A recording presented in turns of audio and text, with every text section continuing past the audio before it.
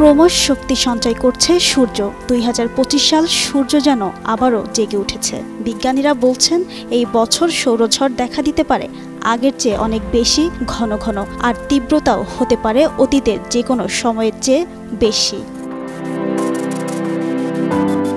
নাসার সর্বশেষ গবেষণায় দেখা গেছে সূর্যের ভেতর একের পর এক প্লাজমা বিস্ফোরণ তৈরি হচ্ছে শক্তিশালী চৌম্বক ক্ষেত্র, অর্থাৎ সূর্য এখন প্রবেশ করছে এক নতুন সক্রিয় চক্রে।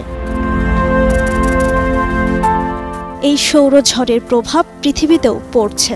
গত বছর উত্তর মেরু আলো অর্থাৎ অরোরা দেখা দিয়েছিল মেক্সিকো পর্যন্ত, কিন্তু এই সৌন্দর্যের পেছনে লুকিয়ে আছে বিপদ। ১৯৮৯ সালে এক সৌরঝড়ে মুহূর্তের মধ্যে অন্ধকারে ডুবে গিয়েছিল কানাডার কুইবেক। বন্ধ হয়ে গিয়েছিল লাখো মানুষের বিদ্যুৎ সংযোগ।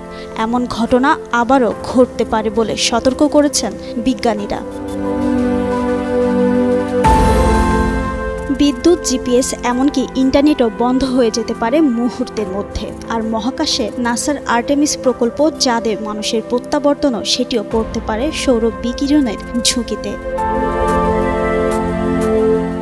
তবে চিন্তার কিছু নেই, এটি আমাদের স্বাস্থ্যের ওপর খুব একটা প্রভাব ফেলে না। কিছু বিজ্ঞানী সূর্যের কার্যকলাপের সঙ্গে হৃদরোগ, মাথা ব্যথা ইত্যাদি সমস্যার সম্ভাব্য সম্পর্ক খুঁজে দেখেছেন, তবে এখনো পর্যন্ত এর প্রমাণ খুব সীমিত। আর পৃথিবীর বায়ুমণ্ডলের সুরক্ষার নিচে যারা রয়েছে তাদের জন্য সবচেয়ে সম্ভাব্য প্রভাব হতে পারে কেবল সিগন্যাল দুর্বল হওয়া বা হঠাৎ বিদ্যুৎ চলে যাওয়া। আমাদের দৈনন্দিন জীবনে সৌরঝড়ের প্রধান প্রভাব পড়তে পারে হঠাৎ ব্ল্যাকআউট বা বিদ্যুৎ চলে যাওয়া।